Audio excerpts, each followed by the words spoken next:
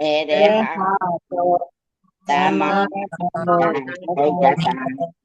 Namo Tata Bhagavato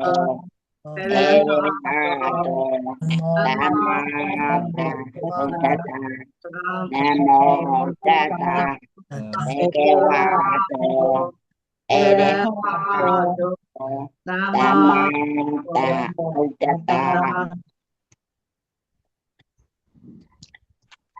မင်္ဂလာပါရှင်မင်္ဂလာပါရှင်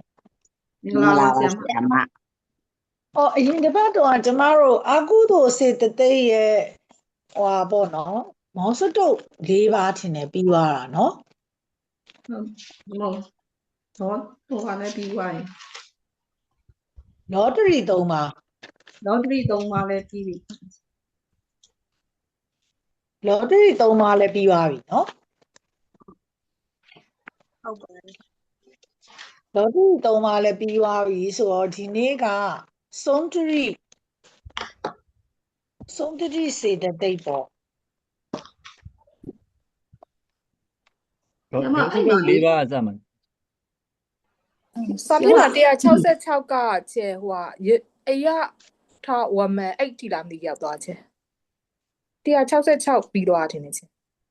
ဟိုကလေကျမဟိုမာနာတို့ဒေါစတုတ်၄ပါးကိုဒီနေ့စရမှာဟုတ်ဒေါသတို့အိတ်တာမိဆွေရတို့ ဒေါစတုတ်၄ပါးစရမှာဆရာမ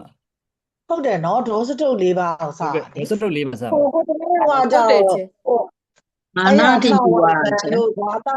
တာဒီတာမန်တို့မန်နေဘယ်နှခုလဲဆိုပြီး၃ခုနဲ့အဲ့ဒါပြောကြ ဟုတ်တယ်ချဲဟုတ်တယ်အဲ့ဒါ ဟုတ်တယ်ပြောတာနော်ဟုတ်ကဲ့ဒေါစတုတ်၄ပါးဒီနေ့စရမှာပေါ့ရှင်နော် ဟုတ်ပါတယ်ရှင် ဟုတ်ကဲ့ပါရှင် ဆရာမတစ်ခုလောက်မေးပြရစီဆရာမ ဟုတ် အဲ့မှာလေဟိုတေယမန်ရဲ့သာတိတမန်ရဲ့ဟိနမန်ရဲ့အဲ့ဒါ3ခုကယာထာဝမန်မြည်တယ်တဲ့နောက်ပြီးတော့အခြားမန်2မျိုးကအယာထာဝမန်မြည်တယ်ဆိုတော့အခြားမန်2မျိုးဆိုတာဘယ်ဟာကိုပြောတာလဲမသိဘူးဆရာမ ဘယ်ဟာလဲရှင်ကျမတို့ဟိုတနေ့ကပြောတဲ့ဒီဘက်ကဟိုပြောလား အဲ့ အဲ့ ဒါ66 အဲ့ဒါထောက်မှန်တယ်အခါမှန်2မျိုးဒီဆိုဒီအပေါ်မှာရှိရလေဒီတေရမှန်နဲ့ဒီ3ခုပေါ့နော်တေရမှန်နဲ့တာတိတမှန်နဲ့ဟိနမှန်မှာဆိုရင်သူတို့ကဒီမန်မာနာကြတော့ဒီ3ခုစလုံးမန်မာနာဒီယထာဝမန်လို့ပြောတာအဲ့ဒီယထာဝမန်ကကြတော့အရဟတမက်ကပဲပယ်နိုင်ပြီးတော့မိမိနဲ့မတန်တဲ့အခြားမန်2မျိုးကတော့ဒီအဲ့ဒီဟာထဝမန်လို့မြည်တယ်မဟုတ်မမှန်တော့မှန်လို့ဖြစ်တယ်အဲ့ဒီမန်ကိုတော့သောတာပတ္တိမက်ကပဲတည်နိုင်တယ်အဲ့ဒါကဘာဖြစ်လဲဆိုရင်အလုံးစုံသောမန်မာနာတို့ဒီခတ်ထောင်တောင်ခတ်ကြွားခတ်မာခတ်ကြွားဖြစ်ပြီးတော့ဘဝင်မြင့်နေတယ်မောက်မာခြင်းလက္ခဏာရှိတယ်လို့ပြောတာပါရှင်အဲ့ဟာထဝမန်ဟာကြတော့ဒီမန်3ပါးထဲမှာမပါတဲ့ဟိုတခြားပေါ့နော်အင်တန်မှမောက်မာပြီးတော့အင်တန်မှဟိုဆိုတော့ဘူရင်းတာပေါ့နော်အဲ့လိုမျိုးဖြစ်တဲ့မန်လို့ तू ကပြောတာပါအဲ့ဒါကဒီတေယပုဂ္ဂိုလ်တွေတာတိတပုဂ္ဂိုလ်တွေဟိနပုဂ္ဂိုလ်တွေမှာမရှိတဲ့မန်ဖြစ်ပါတယ်ရှင် ဟုတ်ပါရှင် ဒါအခြားမန်2မျိုးဆိုတော့ဘယ်ဟာကိုပြောတာမှန်းမသိဘူးဆရာမ ယထာဝမှန်နဲ့အာယထာဝမှန် ဟုတ်အဲ့ဝထာဝမန်နဲ့အဲ့ရဝထာဝမန်လို့နှစ်ခုကိုပေးတာပါရှင်မဟုတ်မမှန်တော့မန်လို့ तू ကပြောတာပါရှင် ဟုတ် အဲ့ရထာဝမန်ကမဟုတ်မမှန်တော့မန်မဟုတ်မမှန်နဲ့မန်ပေါ့နော်ဒီမန်ကိုမဟုတ်မမှန်နဲ့မန်လို့ပြောရဟို3ခုကိုကြတော့ဒီလိုမျိုးပုံကိုယ်တွေနဲ့သတ်မှတ်ပြီးတော့ तू ကရှင်းပြထားတယ်ဒီအဲ့ရထာဝမန်ကကြတော့မမှန်နဲ့မန်မဟုတ်တော့မန်မဟုတ်တဲ့နေရာမှာမန်ဖြစ်နေတဲ့ခါပေါ့နော်သူ့ကိုတော့ဖက်စာအုပ်မှာရောဒီဟာတွေမှာပါအတိအကျပေါ့နော်မပေးထားပါဘူးသူ့ကိုမေးမယ်ဆိုရင်လည်းအဲ့ရထာဝမန်ဆိုရင်လည်းမဟုတ်မမှန်တော့မန်လို့ပဲဖြေရပါမယ်ရှင်အဲ့ဒါအဲ့ရထာဝမြန်မီတယ်လို့ပြောတာပေါ့နော်အဲ့ဒီအမှန်2မျိုးဒီအဲ့ရထာဝမှန်မီတယ်လို့ပြောပါတယ်ရှင် ဟုတ်ကဲ့ပါ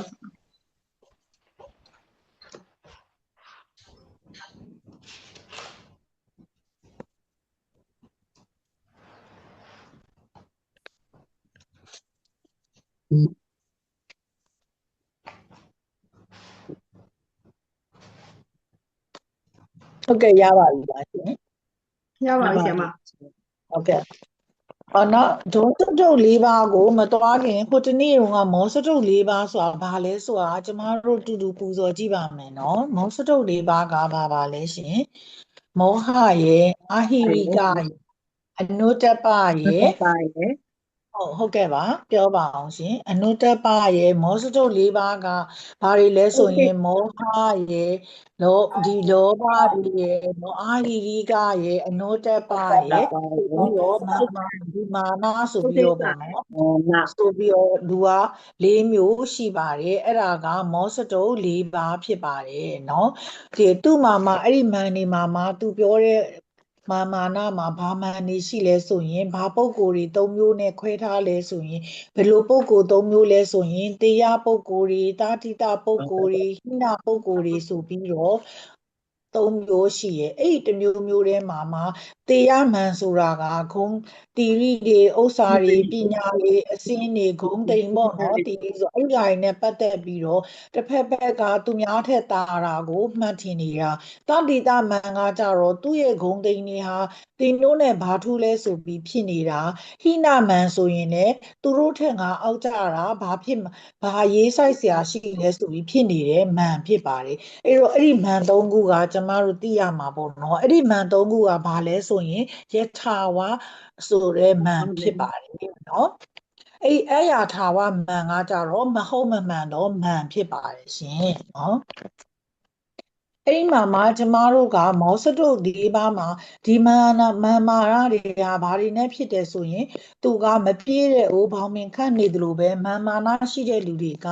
အင်တန်မှမာနကြီးရဲ့အတွက်ကြောင့်မပြည့်စုံမဲနဲ့ဘောင်မင်ခန့်နေတယ်မရှိတဲ့မာနကိုလည်းဖြစ်နေတယ်ဆိုတာမကောင်းဘူးကောင်းတဲ့မာနကကြတော့ငါလည်းသူတော်လုံးနိုင်သေးတာငါလည်းစူးစမ်းပြီးလုပ်ရင်ဖြစ်မှာပဲဆိုတဲ့မာနမျိုးကကြတော့ကောင်းတယ်ပေါ့နော်ဒါပေမဲ့အဲ့ဒီ तू ကမာနကိုရှင်တဲ့နေရာမှာ तू ကဘယ်သူနဲ့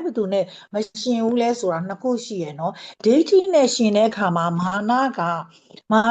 မရှင်မဲနဲ့မာနရှင်တဲ့နေရာမှာလည်းဒိဋ္ဌိကမရှင်ဘူးပေါ့နော်မာနရှင်တဲ့နေရာမှာလည်းဒိဋ္ဌိကမရှင်ဘူးဒိဋ္ဌိရှင်တဲ့နေရာမှာလည်းမာနကမရှင်ပါဘူးပေါ့နော်အဲ့ဒီနှစ်ခုဆိုရင်ကျမတို့ကမာနကဒိဋ္ဌိရှင်မရှင်ဆိုတဲ့ဟာလေးကိုမှတ်ထားလို့ရပါတယ်နော်ကိုမမှတ်မိမှာဆိုရင်မြင်းလေးတားပြီးတော့အဲ့ဒါလေးအရေးကြီးရဲ့အနေနဲ့မှတ်ထားလိုက်နော်အဲ့နောက်ပြီးခါကျတော့ဒေါစတုတ်၄ပါးမှာဆိုရင်ဘာတွေပါလဲဆိုရင်ဒေါသရဲ့အိတ်တာရဲ့မေရှိရိယရဲ့ကုတ်ကုတ်ဆရဲ့ဆိုပြီးတော့၄မျိုးရှိပါဒေါသရဲ့အိတ်တာရဲ့မေရှိရိယရဲ့ကုတ်ကုတ်ဆ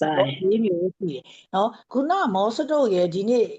ဒီဒေါစတုတ်ရဲ့ပြီးတဲ့ခါကျတော့မှကျမတို့က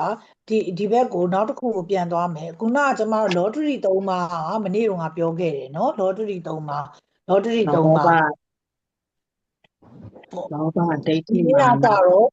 ဒိဋ္ဌိမာနကလော်တရီ3 လော ပါး တရီ၃ပါဟုတ်ကဲ့ပါရှင် ဒေါစတုတ်၄ပါးကြတော့ဒေါသရဲ့အိတ်တာရဲ့မေရှိရိယရဲ့ကုက္ကုသရဲ့ဖြစ်ပါတယ်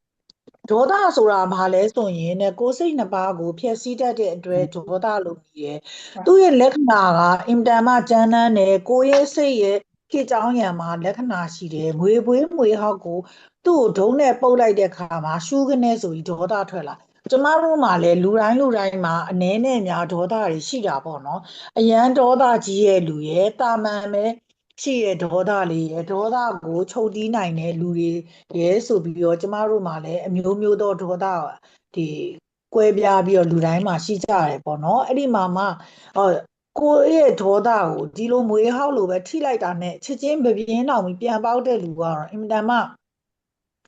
ကြီးတယ်ပေါ့ဒေါသကြီးရဲ့အဲ့လိုဖြစ်တဲ့ဒေါသအရန်ကြီးရဲ့လူတချို့ကကြတော့လေကိုယ်လုံးမန်းအောင်ကိုမတိလိုက်ဘူးဆိုရက်လူမျိုးလည်းရှိရပါတော့နော်ဒါကတော့ဒေါသနဲတာပေါ့နော်အဲ့လိုမျိုးရှိရဒါကြောင့်မလို့သူတို့ကဘယ်သူနဲ့ပတ်သက်ပြီးတော့ဒီဒေါသတွေကသူဘယ်သူကိစ္စတွေလုပ်တယ်ဘယ်ဒေါသကဘယ်လိုဖြစ်လဲဆိုရင်သူကကိုယ်စိတ်နှစ်ပါးကိုဖျက်ဆီးတတ်တယ်သူ့ရဲ့definition ဆိုဘာရေးမလဲဆိုရင်ကိုယ်စိတ်နှစ်ပါးကိုဖျက်ဆီးတတ်တယ်ဒါကိုဒေါသလို့ခေါ်တယ်သူ့ရဲ့ကိစ္စကဘာကိစ္စကိုသူကလုပ်တာလဲဆိုရင်မိမိရဲ့မိယာစိတ်နဲ့တတ္တဝါကိုပြင်းစွာလောင်မြိုက်ခြင်း လောင်မြိုက်တဲ့ကိစ္စ ဒေါသထွက်တဲ့အခါမှာရှင်ဘက်တရားကိုလည်းပူပူလောင်လောင်ရှိတယ်ထိုစေတသိက်တို့ကြောင့်ဖြစ်တော့စိတ်တစ္ဆယုတ်တွေဟာဒေါသအရှိန်ကြောင့်ပူလောင်ခြင်းကိုဖြစ်တယ်စိတ်တစ္ဆယုတ်နဲ့ပူကန့်နေတဲ့ကာမစယုတ်တွေဥဒ္ဒစယုတ်တွေအာဟာရစယုတ်တွေကလည်းပူလောင်တာပေါ့နော်ကိုကစပြီးတော့ဒီဒေါသအရှိန်ကြောင့်ပူလောင်နေတဲ့အတွက်ကြောင့်ကိုယ့်ရဲ့မျက်နှာတွေကလည်းညီရဲလာမယ်အသားတွေကလည်းတုံလာမယ်ဒေါသအကြီးရင်ကြီးတလောက်ပေါ့နော်ကိုယ့်ရဲ့မျက်နှာမှာပေါ်လွင်လာတဲ့လက္ခဏာတွေဒီလိုမျိုးတွေသူကပေါ်လာတယ်အဲ့လိုပဲအိမ်တစ်အိမ်မှာမီးလောင်လိုက်လို့ရှိရင်အနီးပအိမ်ကိုလည်းကူးဆက်နိုင်တယ်လို့ပဲသူဒေါသကြီးနေသူ့ဘေးနားမှာရှိတဲ့လူတွေကလည်းသူ့ကိုကြည့်ပြီးတော့ပူလောင်ပြီးတော့ကြောက်စရာဆိုလဲကြောက်နေရတာပေါ့နော်ကြောက်စရာမဟုတ်ဘူးဆိုလဲသူ့ကိုကြည့်ဘေးနားလူကမငြိမ်းချမ်းမဲနဲ့ပူလောင်နေတာကိုသူကexample ဥပမာပေးပြီးတော့ဖော်ပြထားပါတယ်သူရဲ့ဗဒဋ္ဌာန်ကကြတော့ကိုယ်စိတ်နှစ်ပါးကိုဖျက်ဆီးတတ်သော တရား ပါတယ်သူ့ရဲ့ဗဒဋ္ဌာန်ကကိုယ်စိတ်နှစ်ပါး ကိုယ်စိတ်နှစ်ပါးကိုပျက်စီးတတ်သောတရား အဲ့ဒါကသူ့ရဲ့ဗဒဋ္ဌာန်သူ့ရဲ့ဒေါစတုတ်၄ပါးမှာဘာလဲဆိုရင်ဒေါသအိတ်တာမစ္စရိယကုတ်ကုတ်ဆာသူ့ရဲ့ကိစ္စဘာတွေလုပ်လဲသူ့လက္ခဏာဘာလဲကျမ်းမ်းတဲ့သဘော တန်းတန်းနဲ့ ဒေါသဒီကိုယ်စိတ်နှစ်ပါးကိုဖြစ်စီတတ်တယ်သူဟာကျမ်းမ်းတဲ့သဘောရှိတယ်เนาะသူ့ရဲ့လက္ခဏာသူကမိယာစိတ်နဲ့တတ္တဝါတွေကိုပြင်းစွာလောင်မြိုက်တတ်တယ် မြင်တယ် ရှင်ဘက်တရားကိုပူလောင်ကြည့်တယ်အဲ့ဒီရှင်ဘက်တရားတွေကဘာဖြစ်လဲဆိုရင်စေတသိက်ကြောင့်ဖြစ်တဲ့စိတ်တစယုတ်เนาะသူကစေတသိက်ကြောင့်ဖြစ်တဲ့စိတ်တစယုတ်ရဲ့စိတ်တစယုတ်နဲ့ပူကန့်နေတဲ့ကာမစယုတ်နဲ့ဥဒုစယုတ်တွေဒီအာဟာရစယုတ်တွေကိုလည်းသူကပူလောင်စေတယ်အဲ့တော့သူကပူလောင်စေတယ်ဆိုတဲ့အရာထဲမှာပါပြီးတော့ရှင်ဘက်တရားအလုံးကိုပူလောင်တယ်လို့ကျမတို့ကအတူမှတ်လိုက်တယ်ပေါ့နော်ပြစ္ဆုတ်ပတ္တံမှာကိုယ်စိတ်နှစ်ပါးကိုဖျက်ဆီးတတ်တဲ့တရားဆိုပြီးတော့ယောဂီရဲ့သိမှာမြင်လာပါလေတဲ့နော်စာမျက်နှာ138ကိုရောက်ရင်ဗဒဋ္ဌံသူဟာအာဂါတဝိတုလျင်နီးစွာသောအကြောင်းရှိတယ်ရန်ညိုးဖွဲ့တတ်တဲ့ဒေါသကိုအာဂါတထိုဒေါသ၏အကြောင်းကိုအာဂါတဝိတုလို့ခေါ်တယ်အာဂါတဝိတုဘယ်နှပါးရှိလဲဆိုရင်10ပါးရှိပါတယ်အခုကျမတို့ကမေးလို့အာဂါတဝိတုဘယ်နှပါးရှိလဲလို့မေးရဆိုရင်အာဂါတဝိတုဒီ10ပါးရှိပါတယ်လို့ဖြေသူဟာရန်ညိုးဖွဲ့တဲ့ဒေါသကိုအာဂါတလို့ခေါ်တယ်ထိုဒေါသရဲ့ဖြစ်ကြောင်းအကြောင်းအရာတွေကိုအာဂါတဝိတုလို့ခေါ်ပါတယ်အာဂါတဝိတုလင်သူကနီးစွာသောအကြောင်းရှိတယ်ရန်ညိုးဖွဲ့တဲ့ဒေါသကိုအာဂါတအဲ့ဒေါသရဲ့ဖြစ်တဲ့အကြောင်းချက်ကိုအာဂါတဝိတုလို့ခေါ်တယ်မိမိမှာစီးပွားမဲ့မယ်ချစ်သူဤစီးပွားမဲ့မိမိမုန်းသူဤစီးပွားအဲ့ဒီသုံးမျိုးကိုရှေးကပြုပြီးယခုပြုခြင်းနောင်ပြုခြင်းဆိုပြီးသုံးပါးနဲ့မြောက်ရင်9ပါးရတယ်9ပါးဆိုတော့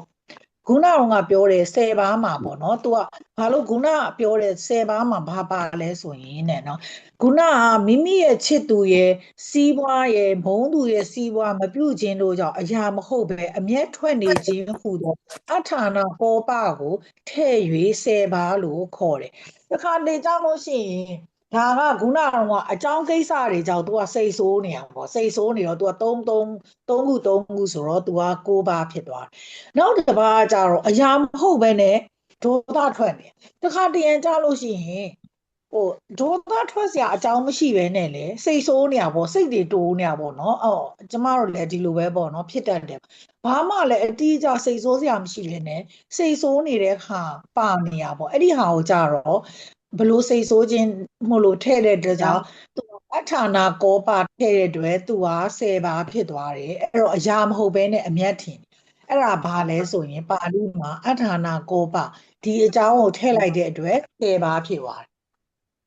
အစားက9ပါးမှာရှေ့ကပြုခြင်းယခုပြုနေခြင်းနောင်ပြုမယ်နော်အဲ့ဒီမှာမိမိရဲ့စီးပွားမိမိရဲ့ချစ်သူရဲ့စီးပွားမုန်းသူရဲ့စီးပွားဒီအကြောင်းတွေနဲ့ပတ်သက်ပြီးတော့ဒေါသတွေထွက်နေရပေါ့တခါလေကြာအဲ့ဒီအကြောင်းတွေဘာမှမပါဘူးသူများနဲ့မပတ်သက်ဘူးကိုယ့်ရဲ့အကြောင်းလည်းမဟုတ်အလိုလိုစိတ်တူပြီးဒေါသထွက်နေတယ်ဆိုတဲ့ဟာကိုသူကအထာဏကောပဆိုတဲ့အကြောင်းနဲ့အလိုလိုဒေါသထွက်ခြင်းအရာမဟုတ်ပဲအမျက်ထွက်ခြင်းဆိုပြီးတော့10ပါးပေါင်းပြီးတော့သူ့ကိုဒီကောပနဲ့စိတ်ဆိုးခြင်းဆိုတဲ့အကြောင်းအရာတွေအားလုံးဟာဘာဖြစ်စေလဲဆိုရင်ခုနကပြောတယ်အဲ့ဒီအာဂါတဝိတု10ပါးထဲမှာပါဝင်ပါလေเนาะအဲ့အာဂါတဝိတု10ပါးဆိုလို့ရှိရင်ဘယ်သူနဲ့နီးစွာသောအကြောင်းရှိလဲဆိုရင် ဒေါသဖြစ်ဖို့ရာနီးစွာသောအကြောင်းရှိပါတယ်တဲ့နော်အဲ့တော့နေအရာမဟုတ်ပဲနဲ့ဒေါသထွက်နေတဲ့အထက်ကဘာတွေပါလဲဆိုနေပူလို့ဒေါသထွက်တာမိုးရွာလဲဒေါသထွက်တာခလုတ်တိုက်လဲဒေါသထွက်တာအားကြရင်လဲဒေါသထွက်တာအဲ့ဒါတွေကိုသူကဥပမာပေးပြီးတော့ဖော်ပြထားပါတယ်အဲ့ဒါတွေကအလိုလိုနေရင်ဒေါသထွက်တဲ့အကြောင်းတခါလေကျမတို့အပြင်သွားတော့မယ်အလားတွေပြင်ဆင်ပြီးဝေးစရာရှိတော့ဝေးတော့မယ်ဆိုလို့ရှိရင်ဘယ်သူမှလည်းမလုပ်ပဲနဲ့အဲ့ဒီအင်ကြီးဝေးပြီးအစင်မပြေရင်နဲ့ကျမတို့ကိုယ့်ကိုဒေါသထွက်နေတာပဲเนาะဟာစိတ်တိုလိုက်တာငါကူဝေးပါမယ်ဆိုမှဟာဒီဟာကြီးကအစင်မပြေပြန်ဘူးဆိုရင်လည်းစိတ်တိုနေရလဲအဲ့ဒါလည်းအကြောင်းအရာယူအရန်ကြီးမားတဲ့ဘယ်သူမှကိုယ်လာလုပ်တဲ့အကြောင်းအရာမဟုတ်ဘဲနဲ့ဒေါသထွက်နေတာကိုပြောခြင်းဖြစ်ပါတယ်တဲ့เนาะနောက်ပြီးတော့အဲ့ဒီဒေါသမှာ तू က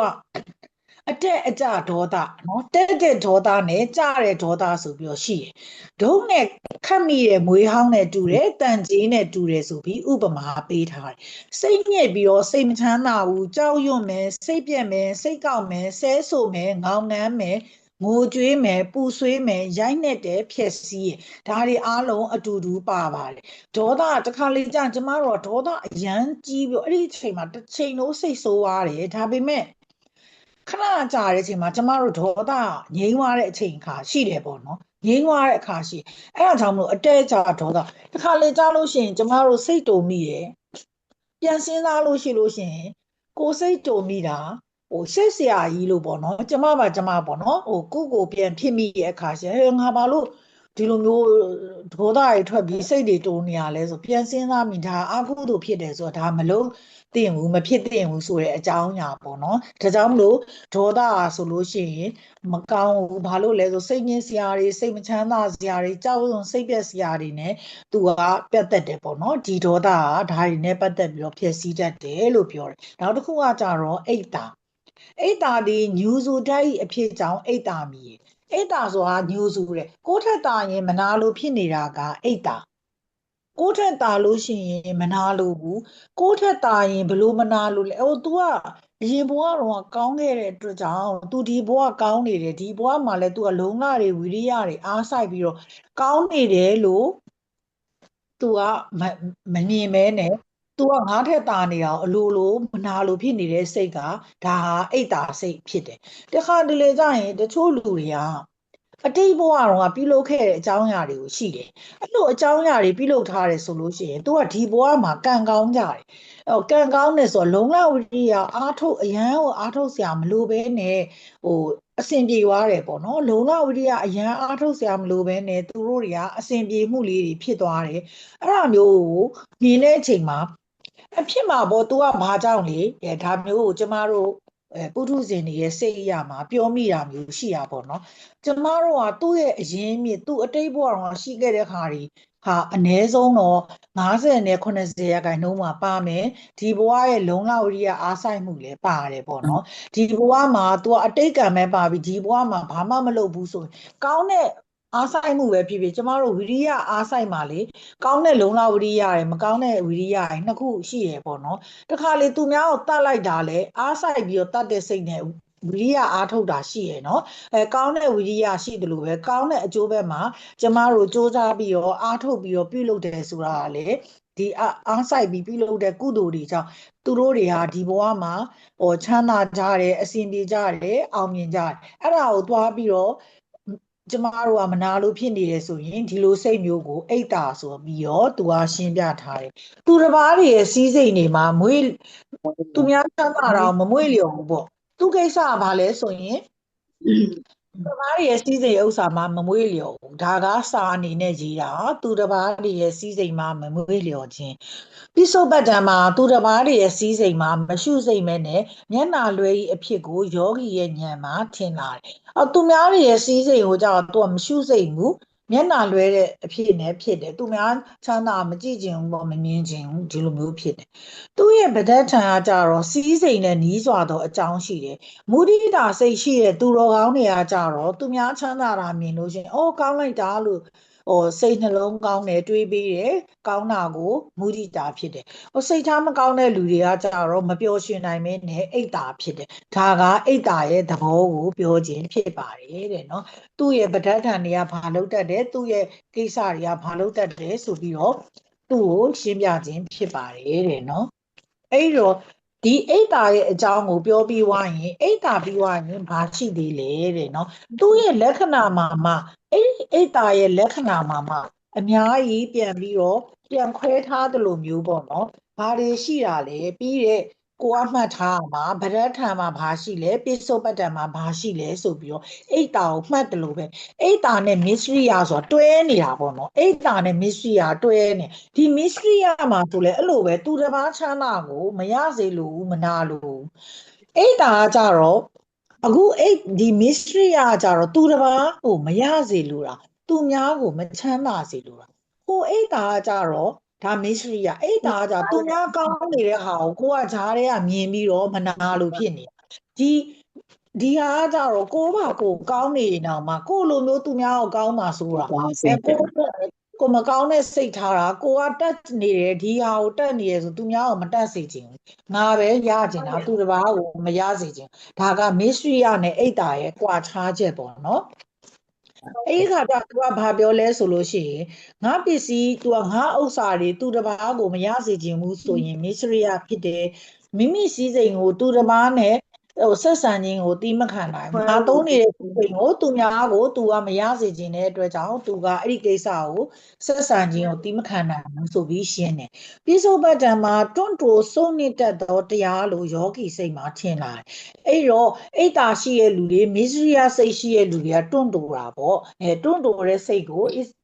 ဒီမစ္စရိယစိတ်ရှိရဲ့လူကဖြစ်ပေါ်စေတယ်တဲ့နော်ဒါကြောင့်မလို့သူတို့တွေကဆိုလို့ရှိရင်ကောင်းတဲ့စိတ်တွေမရှိဘူးဒါပေမဲ့ဒီမစ္စရိယနဲ့အိတ်တာမှာမစ္စရိယမှာကျတော့၅မျိုးထပ်ပြီးတော့ခွဲတယ်မစ္စရိယဘယ်နှမျိုးရှိပါလဲရှင်5မျိုးပါတချင်မနေ့တိကတော့ကျွန်တော်တို့အရှိမတင်ခဲ့တယ်ပြီးရခါပီတိ5မျိုးတင်တယ်အရှိမမနေ့တိကာဆို3မျိုးတင်တယ်ဒီအမျိုးအစားခွဲတာလေးတွေပေါ့နော်အကဲ fill in the blank တို့ဘာလို့ဖြည့်တဲ့ခါကြရင်လည်းအဆင်ပြေရအောင်ပေါ့နော်ဒါမျိုးလေးတွေဖတ်ထားမယ်ပေါ့နော်အခုဒီမှာနဲ့ပတ်သက်တဲ့အခုကျမတို့ရဲ့အိတ်တာမစ္စရိယမှာဆိုရင်မစ္စရိယ5မျိုးရှိတယ်5မျိုးမှာဘာ5မျိုးလဲဆိုရင်အာဝါတာမစ္စရိယတဲ့နော်သူဟာကျောင်းကန်တိုက်တာနေရာထိုင်ခင်းတို့မှာဝင်ကြတာကုသလမစ္စရိယဆိုတာဆွေမျိုးညာတီတပည့်တက္ကမတို့ကိုဝင်ကြတာလာဘမစ္စရိယဆိုတာပစ္စည်းလက်လာဘတို့မှာဝင်ကြတာဝဏမစ္စရိယတို့ဟာကိုယ်အစင်းဂုံတည်င်းကိုဝင်ကြတာဓမ္မမစ္စရိယကမိမိတတ်တဲ့အတတ်ပညာတွေပေါ်မှာဝင်ကြတာအဲ့တော့ကျမတို့ကအာဝါဒမစ္စရိယဆိုရင်ဒီမှာရေးထားတာကျောင်းကန်တိုက်တာဆိုကျောင်းကန်ဆိုရင်တော့ဖုံဖုံနေနဲ့ပတ်သက်တာပေါ့တိုက်တာနေအိမ်တွေကတော့လူတွေနဲ့ပတ်သက်တာပေါ့နော်တချို့ဖုံဖုံတွေကလည်းရှိတယ်ပေါ့ဒီလိုမျိုးကိုဒကမတွေလာလူတွေကိုနောက်ထပ်အဲ့လိုမျိုးမရှိမရစေလို့ဒါမျိုးတွေရှိတယ်ဆိုတာကိုသူကပြောပြထားပါနော်ကျမတို့လူအနေနဲ့ဆိုရင်ကိုကအိမ်တလုံးပိုင်နေဆိုရင်သူများကအဲ့လိုပိုင်တာကိုမနာလို့မရှုစိတ်ဖြစ်တယ်နော်အဲ့ကိုယ့်အိမ်ကပိုကောင်းနေရကိုဖြစ်ခြင်းနဲ့သူများကိုမဖြစ်စေခြင်းဘူးဒါကိုအာဝါဒမစ္စရိယလို့ခေါ်ပါတယ်ကုလမစ္စရိယကြတော့ဆွေမျိုးညာတိတွေတပည့်တကာတွေကိုဝင်ကြတာဆွေမျိုးညာတိတွေတပည့်တကာတွေဆိုရင်ကျမတို့ကိုလာပြီးတော့ကိုယ့်ပေါ်မှာပို့ပြီးတော့ကောင်းတာကိုယ့်ပေါ်မှာလာပြီးတော့ပို့ပြီးတော့ကိုယ်ဂယုစိုက်တာပေါ့နော်ဒါမျိုးကိုခံကျင်တာကိုယ်ဆွေမျိုးကမှပိုကောင်းတာကိုယ်ဟာမှပိုတာဆွေမျိုးတွေအပေါ်မှာဆိုရင်လည်းငါကပဲပိုကောင်းတာသူတို့ကငါလောက်မကောင်းတာနော်ဒီလိုပဲကိုယ့်အပေါ်မှာလာပြီးတော့သူများလာကြောမယ်သူများလာပေးမယ်ဆိုရင်ကိုယ်ပဲရကျင်တာသူများကိုယ်လာလှူသလိုမရစေကျင်တာကိုရနေတယ်ကိုယ့်ရဲ့မိသားစုတွေကိုယ့်အိမ်မှာသူများလာကြော့တယ်ကိုယ့်ရဲ့တူမတွေလာတယ်ဒါမျိုးတွေကိုမနာလိုတာကိုမရစေလိုတာကိုကုလာမစ္စရိယလို့ခေါ်ပါတယ်တဲ့နော်နောက်တစ်ခုကလာဘမစ္စရိယကလည်းပစ္စည်းလက်လာဘအပေါ်မှာဝင်တူတာလက်လာဘတွေရတဲ့အခါမှာသူကဝင်တူခြင်းဖြစ်တာဝဏမစ္စရိယတော့ကိုယ်အစင်းခုံတဲ့ငါပဲချောတာ तू ကမချောဘူးငါဒီနေ့ငါဒါလေးဝတ်သွားငါသူ့ထက်ပိုတာမှာအမှန်တကယ် တူတူလေးလှကြရင်ကောင်းတာပေါ့စင်တူလေးတွေပေါ့တပြောအားလုံးလှလှလေးဆိုရယ်စိတ်ကိုမထားနိုင်တချို့လူတွေကအရန်ချောတယ်အရန်လှတယ်ဒါပေမဲ့သူတို့မှာရိုးစင်းအင်္ဂါအားဖြင့်အကြည်ဓာတ်မရှိတဲ့လူတွေလည်းရှိတယ်အဲ့ဒါဘာဖြစ်လို့လဲဆိုရင် တရားရှိလို့ ကောင်းတဲ့ကုမှုတွေကောင်းတဲ့ကုသိုလ်တွေလုပ်ခဲ့တဲ့ကြောင့်ဒီဘဝမှာတော့လှတယ်ချောတဲ့ဟာတော့ဖြစ်တယ်ဒါပေမဲ့သူတို့တွေကစိတ်နှလုံးသားအားဖြင့်သူတစ်ပါးပေါ်မှာနော်ဒီလိုမူရိတာတွေမဖြစ်ခဲ့တဲ့အတွက်ကြောင့်လှတာတော့မှသူ့မှာအကြည်ဓာတ်မရှိတဲ့လှမှုပဲတချို့တွေကအရန်မလှအရန်အကြည်ဓာတ်ရှိတဲ့အတွက်ကြောင့်သူနဲ့စကားပြောရတာသူနဲ့နေရတာသူနဲ့အနီးကပ်ဆက်ဆံရတာမှာကျမတို့ကအဆင်ပြေကြတယ်ဒါမျိုးဆိုတာကလည်းသူကအရင်တုန်းကဘာဖြစ်လို့လဲဆိုရင်ကောင်းတဲ့ဟာတွေပြုလုပ်ခဲ့တဲ့အတွက်ဖြစ်တယ်အခုဝဏမရှိရဆိုတာကိုကနေသူတစ်ပါးပေါ်မှာဟလာသူများခုံတရင်ကြော်ကြဟာ तू ကဒီလိုအောင်တာဟေး तू ကဒီလိုဖြစ်တာဟေးလို့လုံးမိရဆိုကိုယ့်ရဲ့နောင်ဘဝမှာလည်းကောင်းတဲ့သတင်းမဖြစ်နိုင်ဘူးပေါ့နော်ဒါကြောင့်မလို့ကျမတို့ကဒါမျိုးတွေမဖြစ်ရဘူးလို့ပြောတာအဲ့တော့ကျမတို့မှာဒီလိုမျိုးမစ္စရိယစိတ်နဲ့ပတ်သက်ပြီး၅မျိုးရှိရတဲ့မှာဓမ္မမစ္စရိယဆိုတဲ့အဆိုးဝါးဆုံးလာပြီပေါ့ဘာလို့လဲဆိုရင်ကိုတက်တည်ရဲ့အတတ်ပညာကိုသူများကိုမပြောပေးဘူးမရစေခြင်းအမွဲဖြစ်မယ်ငါပဲပထမလိုချင်တာသူပထမရမှာကိုစိုးရိမ်တာဒါကပုထုဇဉ်လူသားတိုင်းကအတူတူပါပဲเนาะနေတာနဲ့ဟိုအရန်ဆိုးပြီးတော့အရန်စိတ်ပုတ်ပြီးဖြစ်တာနဲ့မဖြစ်တာပဲကွာတယ်အားလုံးကစူးစမ်းပြီးတော့ရကျင်ကြတဲ့လူကြီးပဲလူတိုင်းကနံပါတ်1တော့လိုချင်တာပဲဒါပေမဲ့ငါလဲစူးစမ်းလို့ရတဲ့နံပါတ်1လို့စိတ်ရှိရနဲ့သူ့ကိုငါဘယ်လိုနိုင်ရမလဲလို့လုပ်တဲ့စိတ်နဲ့တော့မတူဘူးပေါ့နော်အဲ့လိုမကောင်းတဲ့စိတ်နဲ့ပြုတာကိုဒါမျိုးဆိုရင်မကောင်းဘူးဒီလိုမျိုးကျမတို့ကဓမ္မမစ္စရိယရှိရဆိုရင်တရားထိုင်မှုမှာပဲဖြစ်ဖြစ်ဓမ္မစာပေဒီမှာပဲဖြစ်အဲ့လိုမျိုးရှိဓမ္မနန္ဒရဖြစ်ပြီးတော့ကျမတို့ဒါဟာဘဝကူပဲဖြစ်ဖြစ်နောင်ဘဝလူဖြစ်ရင်ပဲဖြစ်ဖြစ်မကောင်းတဲ့အကုသိုလ်တွေဖြစ်စေတတ်တယ်ပေါ့နော်ဒါကြောင့်မလို့ဒီမစ္စရိယ၅ပါးဒီလေအင်တန်မှအရေးကြီးပါတယ်တဲ့နော်ဒီအကြောင်းအရာတွေကအမှန်တကယ်အားဖြစ်တော့ခလေးကိုရိုးရိုးပုံပြောပြီးပြောပြတယ်လို့ပဲပေါ့နော်အမှန်အားဖြင့်ဒီမစ္စရိယပါဒါပေမဲ့ကျမတို့က assignment ရေးတဲ့နေရာမှာရေးသားသုံးတဲ့နေရာမှာကျမတို့ချဲ့ထွေပြီးပြန်ရေးလို့ရှိရင်ဘယ်လိုရေးလို့ရမလဲဆိုတဲ့ဟာတွေအနေနဲ့ဒါထည့်သွင်းပြီးပေးထားတာပေါ့နော်အကယ်၍ကျမတို့ကဒီရေးမှာတော့ကျမတို့ရေးမဲ့ assignment အနေနဲ့သဘောထားရင်ကျမတို့ဒီမှာကြည့်မယ်ဘယ်သူမှတော့မစ္စရိယတစ်ခုတည်းကိုရေးမှာမဟုတ်ဘူးဥပမာကျမတို့ကအကုသိုလ်စေတသိက်14ပါးကိုရေးမယ်အဲဒိုဒီမို့ lottery စေတသိက်3ပါးအကြောင်းကို4ပါးသုံးသပ်ခြင်းဒါမျိုးရေးမယ်ဆိုရင်ကျမတို့မှာဒီလက္ခဏာတွေဗဒ္ဒဋ္ဌာန်တွေအကုန်ပါရမယ်အဲ့ဒီအပြင်ကိုကျမတို့ကသူတို့နဲ့ပတ်သက်တဲ့စာအုပ်ကိုကျမတို့ကသွားရှာရမယ်ဥပမာစေတသိက်နဲ့ပတ်သက်ရင်စေတသိက်စာအုပ်ကိုကျမတို့ကရှာရမယ်အဲ့မှာဓမ္မစရိယဘဒုကဘေးကကျမတို့ကguide လုပ်မှာပေါ့နော်ဒီစာအုပ်ဒီ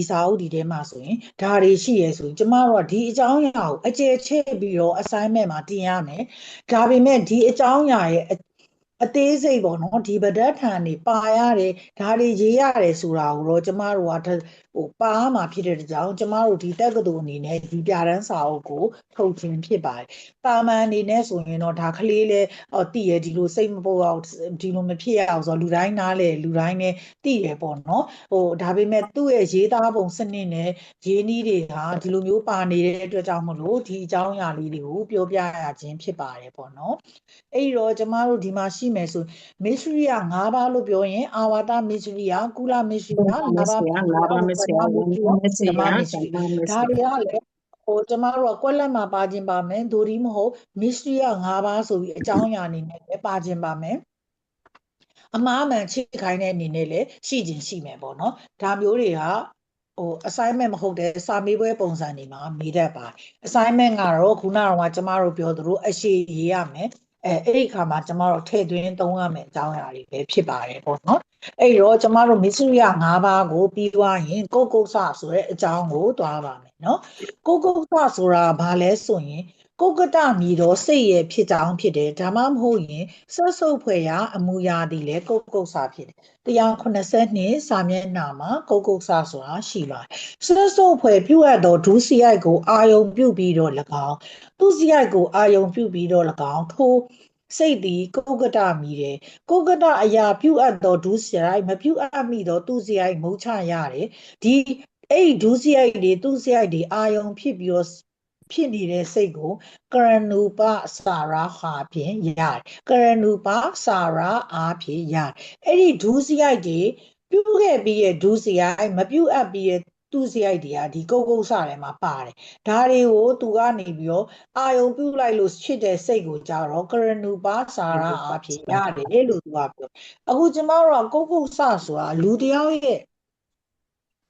စိတ်မှာပေါ့နော်အရန်အရေးကြီးတဲ့အကြောင်းအရာတွေမှာဒီကုတ်စာပါတယ်ပေါ့နော်အခုကျမတို့တေကန်နီးစိတ်ဖြစ်သွားတဲ့အခါမှာလေကုတ်စာကိုဒါကျမတို့ကဆွဲသွားတယ်ဆိုရင်ကျမတို့ရဲ့ဘဝကူကလုံးဝမကောင်းပေါ့နော်ဟော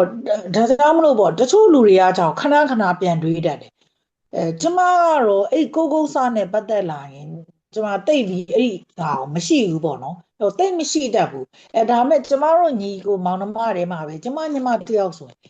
အရန်ဟိုဒီလိုမျိုးဖြစ်တော့ကျမကတော့ဒီစာပေတွေဖတ်ပြီးတော့ဟိုလောက်ရတဲ့တကြောင်သူ့ကိုပြောဒီကုတ်စာမများနဲ့ဘာလို့စင်ရင်အဲ့ဒါကိုတွေးတာများသွားရင်တေကန်နီးမှာဒီအကြောင်းအရာများဝေမိသွားရင်ကျမတို့တေကန်နီးစိတ်ဆိုတာကျမတို့မသိဘူးပေါ့နော်တခါလေကျရင်ကျမတို့မောဟနဲ့တွေ့ဝေနေပြီးတော့တေသွားမှလားလဲကျမတို့မသိဘူးဒါမှမဟုတ်ကျမတို့ကယောဂဝေဒနာပြင်းထန်တော့ဒေါသနာတာကိုနာတော့ဒေါသဖြစ်နေရပေါ့နော်အဲ့ဒါကိုတော့တွေးမိလို့ကျမတေမာလားဆိုတာလည်းကျမမသိဘူးဖြစ်တာဖြစ်တဲ့ကြောင့်အဲ့လိုပဲစိတ်ထဲမှာဒီကုတ်စာကလည်းအရေးကြီးဟဲ့ငါမလူလိုက်ရလေချင်းငါမပေးလိုက်ရလေချင်းเนาะဒါကောင်းတဲ့ဟာနဲ့ပတ်သက်ပြီးကုတ်စာ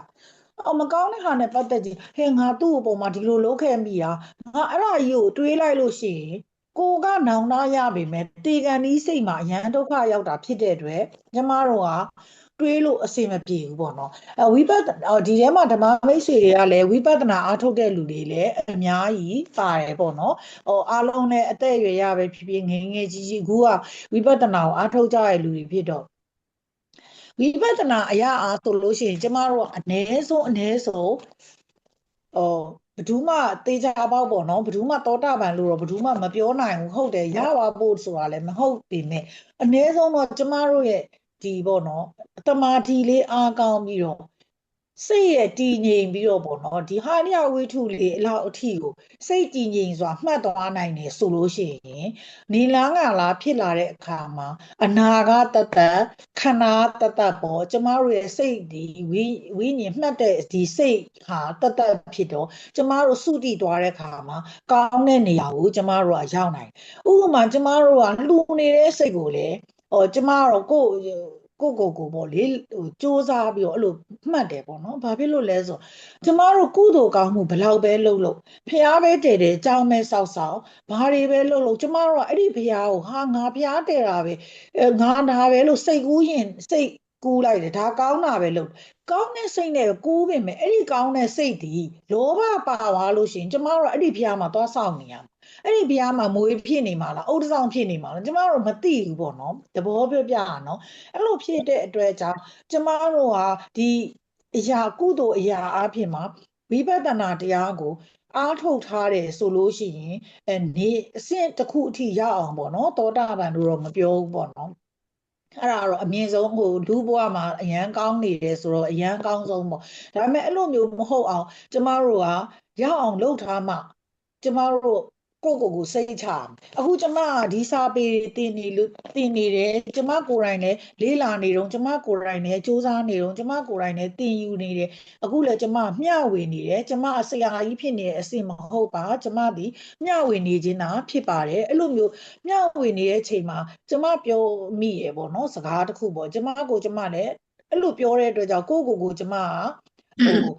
ရစေတယ်ပေါ့နော်ခဏငါဒါမလုပ်အောင်အဲ့လိုဖြစ်စေအဲ့လိုမျိုးဖြစ်စေတဲ့အတွက်ကြောင့်ကျမအတွက်ကုသိုလ်စိတ်ကိုရစေတယ်ပေါ့နော်အဲ့လိုမျိုးဖြစ်တဲ့ဟာကိုကျမကကုသိုလ်အားဖြင့်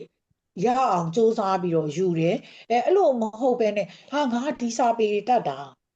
ဟာငါဒီလောက်တော်နေတာ ငါဆရာလေဒီလိုမျိုးစိတ်နဲ့သွားလိုက်ကျမတို့ကဘာမှဒီဟာကုသိုလ်ဖြစ်တဲ့ဟာနဲ့မရပဲနဲ့ကျမတို့ကမာနဆိုရထောင်သွားတဲ့စိတ်ကိုရောက်သွားလို့ရှိရင်အကုသိုလ်စိတ်တွေမှာပါသွားခုနပြောတဲ့မာနတွေဒိဋ္ဌိတွေဒီဟာငါမှမှန်တယ်ငါမှဟုတ်တယ်ဆိုသွားပြီအဲ့ဒါကြောင့်မလို့ကျမကတော့ကျမတင်တဲ့အရာကိုတင်ယူတယ်ပေါ့စာကိုတင်ယူတယ်ကိုလည်းဖတ်ယူတယ်ကိုမျှဝေတဲ့အခါတိုင်းမှာဒီစာကြီးတွေပဲဒီလိုလုံးဆိုတဲ့အခါကိုပြောတာထက်ပေါ့နော်လက်တွေ့ဘဝမှာတင်ယူနိုင်တဲ့လက်တွေ့ဘဝမှာရှောက်သွားနိုင်တဲ့ဟာတွေကိုကျမထည့်ပြီးတော့ပြောလို့ရှိတယ်ပေါ့နော်အဲ့လိုပြောတာဟာဆရာလုပ်ပြီးပြောနေတယ်ဆိုတာတဲ့ကျမလည်းသတိပေးဒီလိုဖြစ်တယ်ယောဂီတို့ပေါ့နော်ဒီဓမ္မမိတ်ဆွေများကိုလည်းငါတို့ကဒီစာကြီးပဲရအောင်အတင်းတင်ပါဒါကြီးပဲဖြည့်အောင်ပဲမဟုတ်ပဲနဲ့ကိုယ့်ရဲ့လမ်းသွားလိုက်တဲ့ဒီဟာလေးကအရန်လွယ်တဲ့ကိစ္စလေးဒါဒိဋ္ဌိဆိုတာလည်းလွယ်ဟာကိုကအမလေးအိတ်တာမေးရှိအကုန်လွယ်ဒါပေမဲ့အဲ့လွယ်နေတဲ့ဟာနေတိုင်းအဲ့ဒီလူကဖြစ်နေတာနော်မဖြစ်တဲ့စိတ်ကိုတစ်ခါမှမရှိဘူးကျမတို့ကိုမှနေတိုင်းကိုစားဆိုတာဖြစ်တာရှိသလိုဟာလာမာနတွေဒိဋ္ဌိတွေဒါမျိုးဆိုတဲ့စိတ်တွေကလည်းကျမတို့ကအမြဲတမ်းဖြစ်တယ်အဲ့ဖြစ်နေတဲ့စိတ်တွေဒါအခုအခုတို့စိတ်14ပါးကိုတင်လို့ပေါ့နော်အဲ့လိုမျိုးဖြစ်နေတဲ့စိတ်တွေအမြဲတမ်းရှိအဲ့တော့ကျမတို့ကဒီနေ့ဒီစာတွေတင်ပြီးတော့ဒီဟာတွေဖြစ်နေတဲ့စိတ်ကိုကျမတို့ကမပယ်တတ်နိုင်ပဲနဲ့ဒီစာတတ်လူကတတ်ငါလုံးချင်တာတတ်နဲ့ဖြစ်နေမယ်ဆိုကျမတို့ဘာလို့အချိန်ကိုခံပြီးတော့နေတိုင်းဒါကိုလုံနေမှာလေဒါကျမရဲ့ခံယူချက်ပေါ့နော်ဒါကြောင့်မလို့ကျမဒီလေအဲ့လိုမျိုးစိတ်မျိုးမထားဘူးစာရီပဲမဟုတ်ကျမတခုလေးရရင်တခုလေးယူတယ်ပေါ့နော်တခုလေးရရင်တခုလေးယူတယ်ဒေါသထွက်စရာကျမလည်းဒေါသထွက်တတ်တယ်လေစိတ်တူတတ်တာပေါ့လူပဲနော်အဲ့လိုမျိုးဒေါသထွက်တဲ့စိတ်တွေလည်းကျမဖြစ်တတ်တယ်အဲ့လိုဖြစ်လိုက်တဲ့အခါတိုင်းကျမတစ်ခါတလေကြာထိန်းလိုက်တယ်ပေါ့အရန်ပြောချင်တာလေကျမရင်ထဲမှာဘလို့ပြောလိုက်ချင်ကျမဒီနေ့မျိုးလိုက်တယ်တရက်ပြီးသွားပြီအဲ့တညအလုံးကိုမျိုးဖို့မပြောအောင်မျိုးဖို့အတွက်ဘလောက်ပင်ပန်းနဲ့နော်ကိုဖြစ်ဘူးလားတော့မသိဘူးပေါ့နော်ကျမကတော့အရန်ပင်ပန်းကြီးစွာနဲ့အဲ့ဒီတရက်ကိုကြော်သွားတယ်နောက်တစ်နေ့ရောက်ပြန်တဲ့နည်းနည်းတက်တာမပြီးသေးဘူး3ရက်လောက်မြောက်တဲ့ခါကျတော့ကျမကြော်လာတယ်ကြော်လာတဲ့ခါမှာကျမဘာဖြစ်လာလဲဆိုကျမအရန်ပျော်ကျမစိတ်ထဲမှာအရန်ပျော်ပြီးပို့ပါဟဲ့ငါပေါ့နော်ငါစိတ်ဒီဟာကြီးမဖြစ်တော့ဘူးဒါကျမတွေးကြည့်ရပေါ့နော်အဲ့လိုမျိုးဖြစ်တယ်ဒါကြောင့်မလို့ကျမကတခါတရံကျကျမစိတ်မထိန်နိုင်တော့ဒေါသအရောက်ပြောမိတဲ့ခါမှာကျမဘာဖြစ်လဲကိုအရန်ရှက်ဟဲ့ငါအဲ့နေ့ကဘာဖြစ်လို့များအဲ့ဒီပုံကြီးဖြစ်ပြီးတော့ငါအဲ့လိုပြောမိပါလဲအမလေးသေးပါပြီရှက်လိုက်တာဆိုရဲစိတ်ကျမကတော့ဖြစ်တယ်ပေါ့နော်ဖြစ်တဲ့အတွက်ကျမနောင်ဆိုရင်အဲ့လိုမဖြစ်အောင်ပေါ့နော်ကျမစူးစမ်းပေါ့အဲ့လိုဖြစ်မိတဲ့ဟာကိုလည်းကျမရှက်တာဖြစ်တဲ့အတွက်ငါနောင်ဆိုရင်မဖြစ်အောင်နေမယ်ဖြစ်တော့မယ်ဆိုရင်တွေးပြီးတော့စိတ်ကိုနေအဲ့တော့ကျမတို့ဝိပဿနာတရားသွားလုပ်တယ်ဆိုတာတရားထိုင်နေမှာတရားထိုင်တာဝိပဿနာအားထုတ်တာမဟုတ်ဘူးပထမဖြစ်တဲ့စိတ်ကိုနောက်စိတ်ကလိုက်တတ်လိုက်တဲ့အခါတိုင်းမှာကျမတို့ကဝိပဿနာဖြစ်နေတာပေါ့နော်ဘာဖြစ်လို့လဲဆိုတော့ကျမတို့ကပေါ်လာတဲ့စိတ်ကိုကြည့်ရင်နဲ့ကျမတို့လိုက်ကြည့်တာကြည့်ရင်လည်းအဲ့လိုတတ်ကျမဒီမောဂုတ်ယောဂီဖြစ်ပါတယ်ဒီစားတွေမသိငင်ကလေးကအသက်29နှစ်မှာစပြီးတော့တရားအားထုတ်သူဖြစ်ပါတယ်ကိုလည်းဘယ်စိတ်မှမရောက်ပါဘူးဒါပေမဲ့သဘောတရားလေးတော့နည်းနည်းသိတယ်ပေါ့နော်သိရဆိုတဲ့အတွက်ကြောင့်အဲ့လိုပဲကိုရဲ့ဒီဟာလေးကိုပြောပြရင်းနဲ့မျှဝေခြင်းပဲဖြစ်ပါတယ်နော်အဲ့လိုမျိုးမျှဝေတဲ့အခါမှာကျမတို့ကြက်ရင်နဲ့အလကားကြက်တာမဟုတ်ဘူးပေါ့နော်ဒီလိုမျိုးလေးပေါ့အဲ့ဒီလိုသဘောလေးကျမအောင်ဆန်းဆရာတော်အဖျားကြီးရဲ့တပည့်ရင်တကားရင်ဖြစ်ပါတယ်ဆရာတော်ရဲ့သမီးပေါ့ဆရာတော်ကကျမနာမည်ကိုပြောရင်ဘယ်တော့မှဆိုငါသမီးလို့ပဲဘယ်သူမှမဆိုပြန်ပြောလေးရှိပါတယ်ကျမဆရာတော်စီဟာတရားတွေကအများကြီးဖြစ်ပါတယ်ဒါပေမဲ့ကျမဒီအခုကျမဒီနေ့နေတိုင်းတနားပြည့်အောင်ပြောရလဲဒီမမိတ်ဆွေတွေကမမှတ်မိပါဘူးเนาะအရေးကြီးတဲ့အကြောင်းအရာနဲ့အရေးကြီးတဲ့ဟာကိုပဲမှတ်ထားမယ်သိထားမယ်ဒါမျိုးပဲကျမဆရာတော်ကကျမကိုဘာပြောလဲဆိုသမီးရွှေခွဲဖြစ်အောင်လုပ်ချင်းသေးစီကအလိုကြားတယ်အဲ့ဒီစကားကိုကျမအသက်29နှစ်ကလေးကကျမဒီနေ့အသက်59နှစ်ရှိပါပြီဒီနေ့အထိအဲ့ဒီစကားကျန်တဲ့စကားတွေလည်းအများကြီးဆုံးမခဲ့တယ်ပေါ့နော်ဒါပေမဲ့အဲ့ဒီစကားတစ်ခုဟာကျမထင်တယ်ပေါ့လေကျမရဲ့ဘဝပဲဖြစ်ဖြစ်နော်အဲ့လိုပဲကျမဒီလိုပြောင်းလဲပြီးဖြစ်လာသလိုပဲယောဂီတို့ပဲဖြစ်ဖြစ်ဓမ္မမိတ်ဆွေများကိုလည်းဖြစ်ဖြစ်ကျမကဒီလိုအကုသိုလ်အကြောင်းလေးတွေကိုပြောပြရင်းနဲ့ကျမပြောပြခြင်းတဲ့သဘောတရားကဘာလဲဆိုရင်အဓိက ကိုသာရွှေခွဲဖြစ်တယ်ဆိုရင်ချင်းသေးစီကကြမှာပဲဆိုနေနာကောင်းတဲ့စိတ်တွေဖြစ်ပါစေနေနာကောင်းတဲ့စိတ်ရင်းမှန်တာဖြစ်ပါစေကောင်းတဲ့ကိစ္စဟာအလိုလိုပေါ်လာမှာအလိုလိုဖြစ်လာမယ်ဆိုတဲ့စိတ်နဲ့ကျမတို့ကနေထိုင်ရတယ်နေရပါတယ်ဒီလိုပဲကျမတို့ကဘာမှမဒါလေးကလည်းအရန်လွယ်တာအခုထားပါတော့မြေခွက်ကြီးပဲကျမရှိနေတယ်မြေခွက်ပဲကျမရှိနေကျမစီဘလို့လို့အကောင်းသားစီရမှာလေကျမနဲ့ထိုက်တဲ့ပစ္စည်းပဲလာမှာပေါ့နော်ကျမကစိတ်ထားတွေကောင်းနေမယ်ကျမကဟိုအသင်ပြေနေမယ်ဆိုရင်ကောင်းတဲ့လူတွေကောင်းတဲ့သူတော်ကောင်းတွေကိုကျမတွေ့မှာပေါ့ကျမကစပြီးပုတ်နေမယ်ဆိုရင်တော့ကျမကိုပုတ်တဲ့လူတွေကိုပဲကျမတွေ့မှာလေအခုကျမကကောင်းနေမယ်သူများပေါ်မှာစိတ်ကောင်းစေတနာလေးအရန်ကောင်းနေတော့မဆိုလို့နော်ကျမတို့ဒီပုထုဇဉ်ပဲဖြစ်တော့အဲ့လိုမျိုးလေးရှိရဲ့ခါကြရင်ဒါမျိုးလေးတွေကိုကျမတို့ကကြုံရတယ်အဲ့တော့ကျမတို့ကတခုအကြောင်းအရာလေးမှာပဲစားတဲ့ရေးတဲ့အခါပဲဖြစ်ဖြစ်ဘာလေးပဲဖြစ်ဖြစ်ဒီလိုစကားလေးတွေကိုထည့်သုံးပြီးတော့ assignment ပဲသုံး essay ပဲရေးတွေမှာလဲကျမတို့ထည့်ပြီးတော့ဖော်ပြလို့ရတယ်အဓိကဘာလဲဆိုရင်ကျမတို့ဒီအခုလက်ရှိနေတဲ့ဒီစာတွေကိုသင်နေတဲ့ဒါတွေကိုကျမတို့ကမာနဖြစ်ဖို့ငါဘွဲတွေဘယ်နှခုရဖို့လို့ဖြစ်နေရတဲ့ကျမတို့ ਨੇ ထိုက်တန်တဲ့ကျမတို့အတိတ်တုန်းကကျမတို့ဒီလိုမျိုးထောက်ပံ့ခဲ့တယ်တရားတွေကိုတခြားလူတစ်ယောက်ကိုတင်ကြားပေးခဲ့တယ်ဒိုဒီမဟုတ်ထောက်ပံ့ခဲ့တဲ့လူတွေမဟုတ်ဘဲနဲ့ဒီနေ့ဒီအချိန်ဓမ္မမိတ်ဆွေနဲ့ကျမတို့လည်းတွေ့မှာမဟုတ်သလိုဓမ္မမိတ်ဆွေတို့ဒီစာပေတွေကိုဖတ်ရှုရမယ့်သူတွေထဲမှာလည်းမပါပါဘူးเนาะဘာဖြစ်လို့ဒါတွေလုပ်ခဲ့လို့ဒါကျမတို့ကဒီဘဝမှာပြန်တွေ့ရတယ်ဒီလိုစကားတွေကိုလည်းကြားရတယ်အဲ့ဒီအချိန်မှာကျမကဒီ definition တွေကိုပြောပြရင်းနဲ့ကိုယ့်ရဲ့စိတ်ကိုလှအောင်ကျမလည်းစူးစမ်းပြင်ဆင်ပြီးနေပါတယ်ဓမ္မမိတ်ဆွေတို့လည်းဖတ်သွားတဲ့စာတွေမှာဖတ်တာပဲဒီနေ့ပြီးသွားပြီဖြေလိုက်တာပဲမဟုတ်ဘဲနဲ့လက်တွေ့ဘဝမှာကျင့်သုံးနိုင်တဲ့အကြောင်းအရာလေးတွေကိုနေတိုင်းကျင့်သုံးနိုင်တယ်ပေါ့နော်ကိုလိုမျိုးကြီးကျယ်တဲ့ခံစားချက်တွေကကြီးကျယ်တဲ့အရာတွေကနေတိုင်းမတွေ့ဘူးပေါ့နော်ဒီကိစ္စလေးတွေကနေတိုင်းတွေ့တာဖြစ်တဲ့ကြောင့်ဒီနေ့ဒေါသကိုတစ်ချက်ငြိမ်းလိုက်တယ်ဒီနေ့မန်တက်စရာကိစ္စကိုပေါ်လာတာကိုတစ်ချက်ငြိမ်းလိုက်တယ်ကျမတို့ကနေတိုင်းဒီဟာတွေကကုသိုလ်ဖြစ်စေတဲ့ပေါ့နော်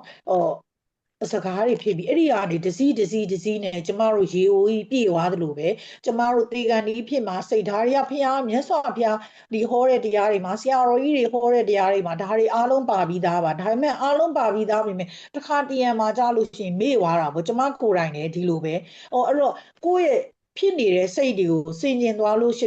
ရင်ကျမတို့ကဝိပဿနာအားထုတ်တာနဲ့အတူတူပဲဖြစ်သွားတယ်ဆိုတဲ့အကြောင်းကိုပေါ့နော်ပြောပြခြင်းဖြစ်ပါတယ်ဒီကြောင့်မလို့ဒီကုတ်ဆနဲ့ပတ်သက်ပြီးဆိုရင်လည်းကျမတို့တစ်ခါတရံဟဲ့ငါလှူခြင်းလိုက်တာ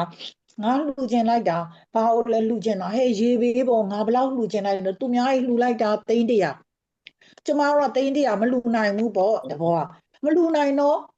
ကိုယ်စိတ်ထဲမှာဒါကြီးကိုဟဲ့ငါမလှူလိုက်ရအောင်အဲ့လိုမဖြစ်ရဘူးလေကျမတို့ဘယ်လောက်လှူနိုင်ကျမတို့လှူနိုင်တဲ့ကိစ္စအရာခတ်သိမ်းကိုကျမတို့ကကောင်းတဲ့စိတ်နဲ့ပဲထားပြီးတော့သွားမယ်ဆိုလို့ရှိရင်ညောင်စီပဲလူရဲညောင်မင်းကြီးလောက်ရတယ်ဆိုတဲ့သဘောကိုပြောခြင်းဖြစ်တယ်ဒါကြောင့်မို့ကုတ်ဆိုတာနောင်နာတဖန်ကိုပူပန်ခြင်းရှိတဲ့လက္ခဏာရှိတဲ့သဘောရှိတယ်နောက်ဒီလက္ခဏာကိုရှိတယ်ဒါကြောင့်မလို့ तू ဟာစိတ်နှလုံးမသားရဖြစ်စေတတ်တယ်ဆိုတဲ့ယောဂီဉာဏ်မှာဖြစ်လာတတ်တယ် तू ဟာပြုအပ်ပြီးတော့ဒုစရိုက်တွေမပြုတ်သေးတဲ့သူစရိုက်တွေနဲ့နီးစွာသောအကြောင်းရှိတယ်เนาะ तू ကကြတော့ကုတ်ဆဖြစ်ဖို့အတွက်နီးစွာသောအကြောင်းဆိုတာဒုစရိုက်ကိုမပြုတ်သေးတော့ပြုတ်ပြီးတော့ဒုစရိုက်မပြုတ်တော့သူစရိုက်နဲ့နီးတယ်လို့ကိုကမှတ်ထားလိုက်မယ်เนาะ तू ကဆိုလို့ရှိရင်တချို့ဟာဆိုရင်နဲ့ကိုအားတဲ့ဘာတွေဖြစ်တတ်လဲဆိုရင်ပြုတ်ပြီးတော့ဒုစရိုက်နဲ့မပြုတ်သေးတော့သူစရိုက်ပါ तू ကဥစ္စာပေါ်တော့အလှပေးပြီးတော့အကြောင်းမျိုးကြောင့်ဆင်းရဲသွားတဲ့အခါမှာ तू ကဘာဖြစ်လဲလှူမိတာလှူမိတာမှားသွားတယ်လှူပြီးရဲ့ပစ္စည်းကိုနှမျောတွန့်လို့ဖြစ်တတ်တယ်အဲ့တော့လှူမိရဲ့ပစ္စည်းကိုနှမျောတွန့်လို့ဖြစ်နေရင်လည်းစိတ်နှလုံးမသားရမရဘူးဆိုရင် तू ကဒေါမနတာဖြစ်ပြီးဟဲ့ငါလှူမိတာမှားလိမ့်ချင်းတခါလေအဲ့လိုရှိရနော်ဘာလို့လဲဆိုရင် ကိုအစင်မပြေမှုကိုဖြစ်လာတဲ့အခါတခါတရံကြောင့်ကိုကပေးလိုက်တယ်ဟဲ့ပြီးလဲပြီးတော့ तू ကအဲ့ပစ္စည်းကိုသူများကိုပြန်ပေးလိုက်တာသိသွားလို့ငါကတော့သူ့ကိုပေးလိုက်ရလူတွေရဲ့စိတ်ပုထုဇဉ်ရဲ့တဘာဝနော်ဒါမျိုးဖြစ်တယ်ဆိုရင်လည်းဒေါမနတာဖြစ်တဲ့အတွက်ကြောင့်နဲ့ဒါမျိုးကိုမရှိရဘူးဒါကဒီ mystery ရထဲမှာပါတဲ့အကြောင်းအရာတွေပဲဖြစ်ပါတယ်တဲ့နော်ဒါကို तू ကဝတ္တန္တရာလို့အမည်ပေးထားတယ်နော်အဲ့ဒီမှာဆိုလို့ရှိရင်သူကဘာနဲ့သွားပြီးဥပမာပေးလဲဆိုမွေနဲ့သွားပြီးတော့ဥပမာပေးတယ်မွေကိုတွေးလိုက်တော့ငါမတတ်လိုက်တာမှားနေခြင်းဆိုပြီးတော့နောင်နာရတယ်အဲ့ဒါကြတော့ဘာလဲဆိုရင်မပြုတ်လိုက်တဲ့ဒူးစီရိုက်ကိုအာယုံပြုတ်ပြီးတော့ကုတ်စဖြစ်တာငါသူ့ကိုတတ်လိုက်ရင်ကောင်းသားဆိုတော့ပြန်စဉ်းစားနေပြီးတော့မလုံလိုက်ရတဲ့ဒူးစီရိုက်ကို तू ကပြန်စဉ်းစားရင်းနဲ့ကုတ်စဖြစ်တာအဲ့လိုမျိုးဖြစ်တယ်ဆိုရင်လည်းဒီဟာကမကောင်းဖြစ်တဲ့အတွက်ကြောင့်ဒီဟာမျိုးကိုဘယ်လိုခေါ်လဲဆိုရင်နောင်နာရခြင်းမျိုးကလည်းဒီကုတ်စာမဟုတ်ဘဲနဲ့သူကအမျက်ထွက်မှုဒေါသဖြစ်တယ်အဲ့ဒေါသဖြစ်တော့ဒေါမနတာဖြစ်တယ်ဒေါမနတာဖြစ်တော့သူကဘာဖြစ်သွားလဲအကုသိုလ်ထဲမှာပါသွားတယ်တဲ့နော်ဒါကြောင့်မလို့သူ့ကိုမပြုတ်အပ်သေးတဲ့ကုသိုလ်တွေသူစရိုက်တွေပြုတ်ခဲ့ပြီးတဲ့ဒုစရိုက်တွေဆွဲပြီးတော့လေကုတ်စာဖြစ်နိုင်တယ်လို့ပဲပြုတ်ခဲ့ပြီးတဲ့သူစရိုက်နဲ့မပြုတ်ရသေးတဲ့ဒုစရိုက်မှာလည်းကုတ်စာဖြစ်နိုင်တယ်အဲ့တော့ကုတ်စာကပြုတ်ခဲ့ပြီးတော့သူကပြုတ်ခဲ့ပြီးတော့ကုသိုလ်တွေဟလာသူစရိုက်တွေပေါ်မှာလည်းသူကကုတ်စာဖြစ်နိုင်တယ်လို့မပြုတ်ရသေးတဲ့ဒုစရိုက်မှာလည်းကုတ်စာဖြစ်နိုင်တယ်ပြုတ်ခဲ့ပြီးတဲ့ဒုစရိုက်မှာရမပြုတ်ရသေးတဲ့သူစရိုက်မှာလည်းကုတ်စာဖြစ်နိုင်အဲ့ဒီမှာ तू ကကုတ်စာကိုဘယ်နှခုပေးထားလဲတဲ့နော်အဲ့ဒီကုတ်စာမှာတော့ကုတ်စာအပြားဆိုပြီးတော့ဖော်ပြထားတယ်အဲ့ဒါနိဝရဏကုတ်စာနောက်တစ်ခုကဝိနည်းကုတ်စာနောက်တစ်ခုကအတန်ယတာကုတ်စာဆိုပြီးတော့၃မျိုးပေးထားနိဝရဏတရားမှာပါဝင်တဲ့ကုတ်စာဟာအဲ့ဒီကုတ်စာစေတသိက်ကနိဝရဏတရားတွေမှာပါဝင်တာနိဝရဏကုတ်စာဆိုတာနိဝရဏတရားတွေမှာပါဝင်တာဝိနည်းကုတ်စာကြတော့ဘာလဲဆိုရင်အလားမအလားဝိနည်းရာမှာစဉ်းစားကြံစီမှုတဲ့ဒါကတော့ဝိနည်းပေါ့နော်ဝိနည်းဆိုဖုံဖုံနေနဲ့ပတ်သက်တာပေါ့နော်ဝိနည်းကုတ်စာကပုထုဇဉ်တွေသူချနဲ့ယဟန္တာတို့ရဲ့တဏ္ဍာမှာဖြစ်နိုင်တယ်ကုသိုလ်ကရိယာစိတ်တုပ်ပတ်မှာထိုက်တဲ့လောက်ကောက်တဲ့ဒါကသူက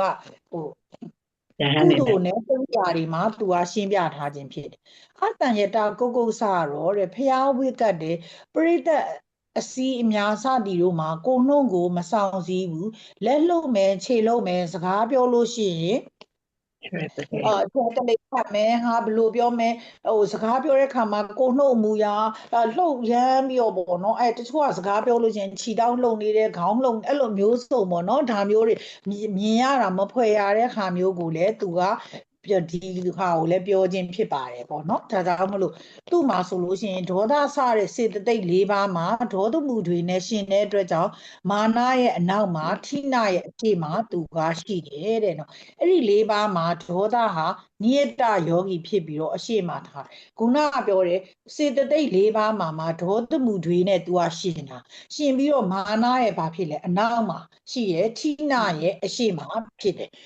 ထိနမိတ်တရဲ့သူကအရှိမရှိပြီးတော့မာနရဲ့အနောက်မှာရှိရယ်နော်မာနရဲ့အနောက်မှာသူကကုတ်စာလိုက်တယ်လို့ပြောခြင်းဖြစ်ပါတယ်တဲ့ဒါဆိုရင်ကုတ်စာဘယ်နှမျိုးရှိလဲလို့ပြောပါမယ်ဆိုရင်ကုတ်စာက၃မျိုးနော်ခုနအရှိမရှိရယ်ကျမတို့ပြောခဲ့တဲ့ဒီမစ္စရိယကြတော့၅မျိုးနော်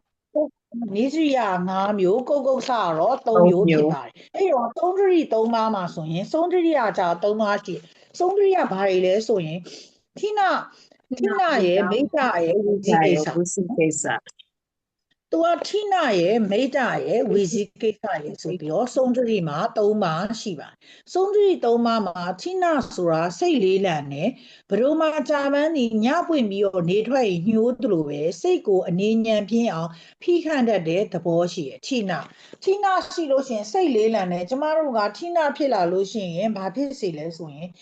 ကျမတို့ထိနမိတ်တာပေါ့တရားထိုင်လို့ရှိရင်ထိုင်မိုင်းလားဟာမျိုးလုံးတွေပိတ်အိတ်ချင်တာမျက်စိတွေပိတ်ပြီးတော့မမြင်အိတ်ပျော်တယ်လို့မျိုးခဏတရားထိုင်နဲ့ခေါင်းငိုက်ဆိုင်ကြီးကြွားဒါမျိုးဆိုထိနမိတ်တာဝင်တယ်ဒီလိုပြောတာပေါ့နော်စိတ်ကလေးလံနေတယ်သူကဘဒုံမှာကြာပန်းလို့ပဲနေထွက်လို့ရှိရင်ပွင့်နေပြီးတော့နေပြောလို့ရှိရင်ညှိုးသွားတယ်တဲ့နော် သူ့လက္ခဏာကြတော့အာမထုတ်ခြင်းလက္ခဏာရှိတယ်သူကဝီရိယနဲ့စန့်ကျင်ပဲဖြစ်တယ်နော်သူကအာမထုတ်ခြင်းဘူးသူကအာထုတ်ခြင်းလက္ခဏာမရှိဘူးဝီရိယကြတော့အားတက်တရောရှိတာထိနာကြတော့စုံနေတာအဲ့တော့ तू ဟာထိနာကရှင်ဘက်စိတ်ဓာတ်ကိုလည်း तू ကဘာဖြစ်စေလဲဆိုရင်အားတက်တရောမရှိပဲညံပြင်းအောင်ဖိနှိပ်ထားထိနာဆိုတာစုံနေတတ်တယ်သူ့ရဲ့လက္ခဏာမှာအာမထုတ်ခြင်းသဘောရှိတယ်ဝီရိယရဲ့ तू ကပြောင်းပြန်ဖြစ်တယ်ဝီရိယနဲ့ तू နဲ့ဝီရိယကြတော့စူးစမ်းတဲ့အားတက်တရောရှိတယ်ထိနာကစုံနေတယ်ဒါလေးမှတ်ထားမယ်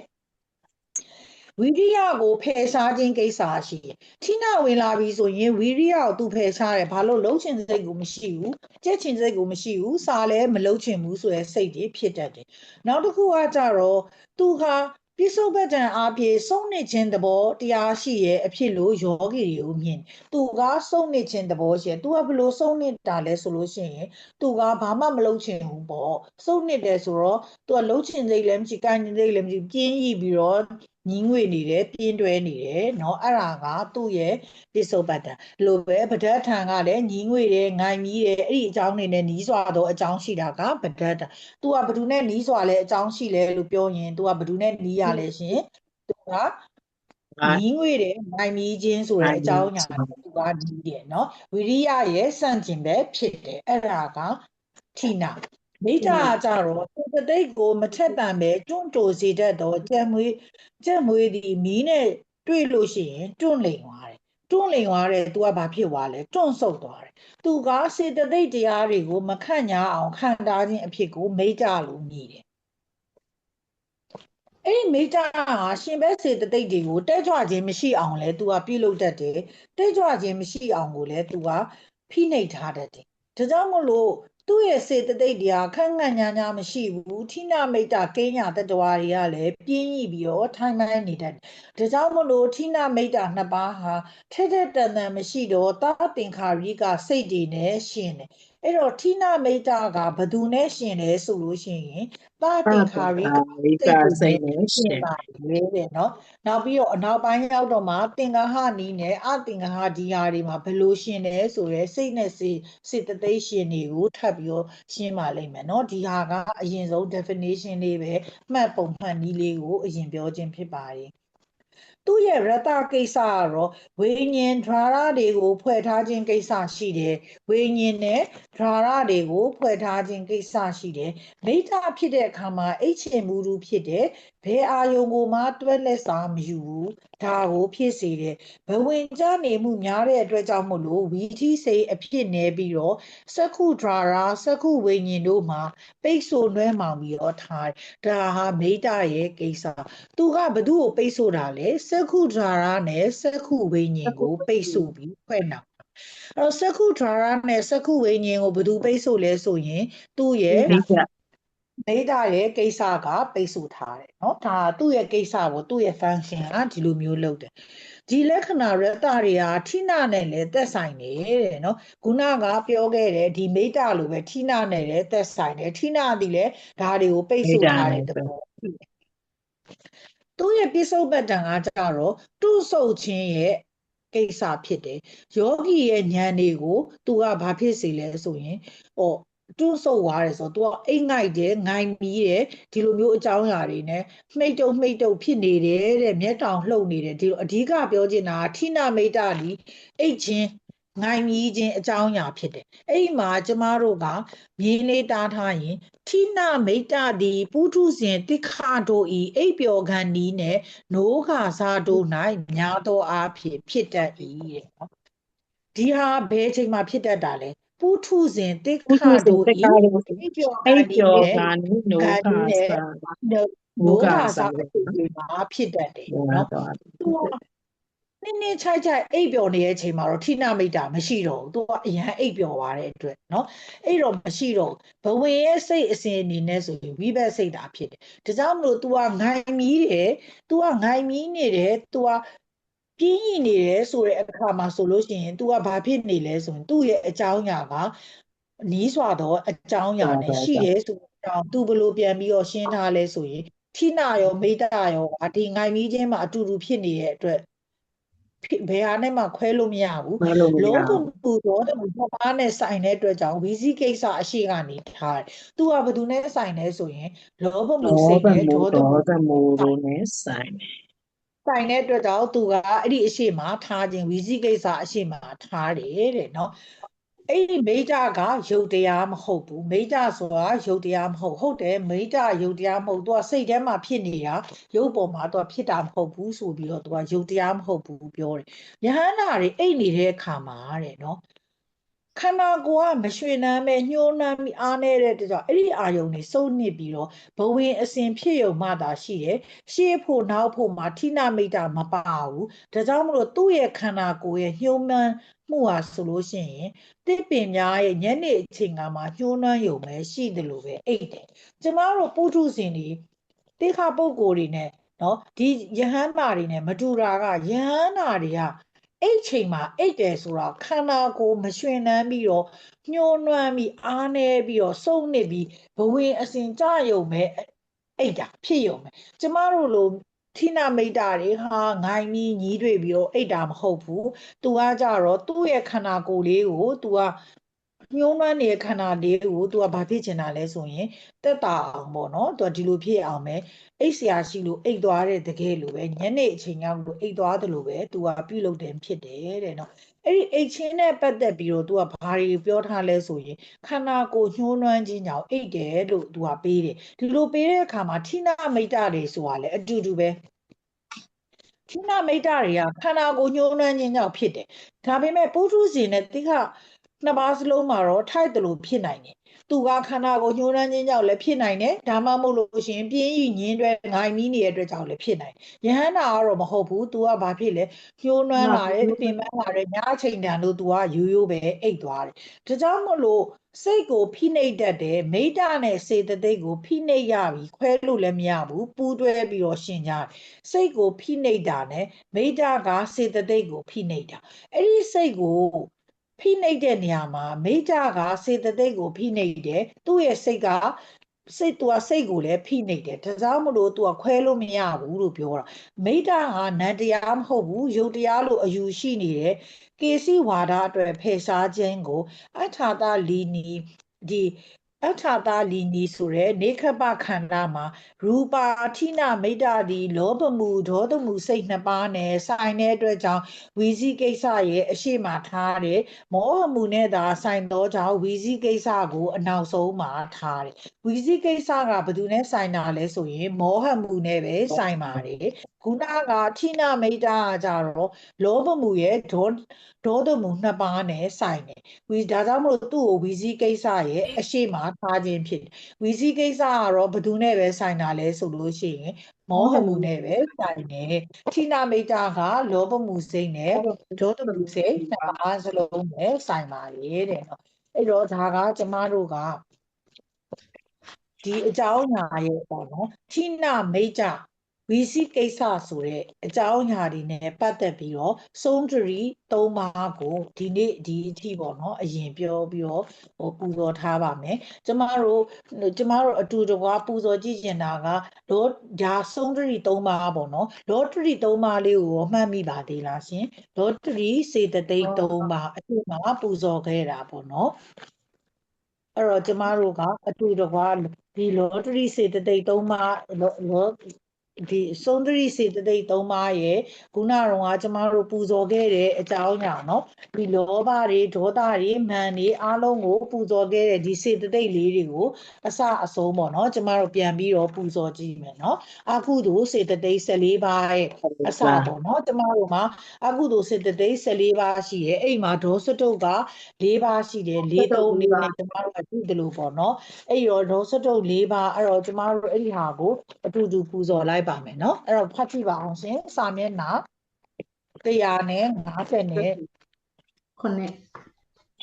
မှာနော်အဲ့ဒီမှာအကုသိုလ်စေတသိက်14ပါးမှာမောစတုတ်4ပါးမောစတုတ်4ပါးကဘာတွေပါလဲရှင်မောဟရဲ့အဟိရိကရဲ့အနုတ္တပရဲ့ဩဒိစ္စ အဲ့ဒါဆိုအကုသိုလ်စေတသိက်ရဲ့မောစတုတ်၄ပါးမောစတုတ်၄ပါးပြီးသွားလို့ရှိရင်နောက်တစ်ခုပြောပါအောင်ရှင်နောက်တစ်ခုကဘာပါလဲရှင်မောစတုတ်ပြီးတော့ဒေါစတုတ်မောစတုတ်ပြီးတော့အဲ့တော့ကျမတို့ကပြောပါဦးအဲ့ဒါတွေကဘာတွေပါလဲရှင် လောတရီ3ပါး လောဘဒိဋ္ဌိမာန လောဘဒိဋ္ဌိမာန မာနဒေါသရိစေတသိက်3ပါးပြီးရင်ဒေါစတုတ်စေတသိက်က ဒေါစတုတ်၄ပါး ဒေါစတုတ်ပါဒေါစတုတ်ပါ ကိုကုတ်စ ပု္ပ္ပစ ပု္ပ္ပစာရဖြစ်ပါအဲ့ဒီမှာကျမတို့နောက်ဆုံးမှာဆုံးတိစေတသိက်3ပါးကရောရှင်ဆုံးတိစေတသိက်3ပါးက မိတ္တရေ မေတ္တာရေ ဖြစ်ပါနော်မိအဲ့တော့ကျမတို့ဒီစေတသိက်14ပါးကိုဒီနေ့ဒီလောက်ထိပဲအတူပူဇော်ပြီးတော့ဒီတရားလေးဒီအခန်းကိုတရားလေးကိုသိမ်းပါမယ်နော်ကျမဗုဒ္ဓသာသနာစီရန်ဒိဋ္ဌိထုနဲ့ပူဇော်ပြီးတော့တရားသိမ်းပါမယ်ရှင်ဒီစေတသိက်လေးဒီနေ့ပြောကြားပေးတယ်မျှဝေပေးတယ်အကြောင်းအရာလေးကိုကျမတို့သိမ်းလိုက်ပါမယ်နော်ဟုတ်ကဲ့ပါဗုဒ္ဓသာသနာ သိယံဒိဋ္ဌိ ပိရန်ဒိဋ္ဌိ ဘုရား ဘုရားသိယံဒိဋ္ဌိပိရန်ဒိဋ္ဌိ ဘုရားသာသနာ သာဓ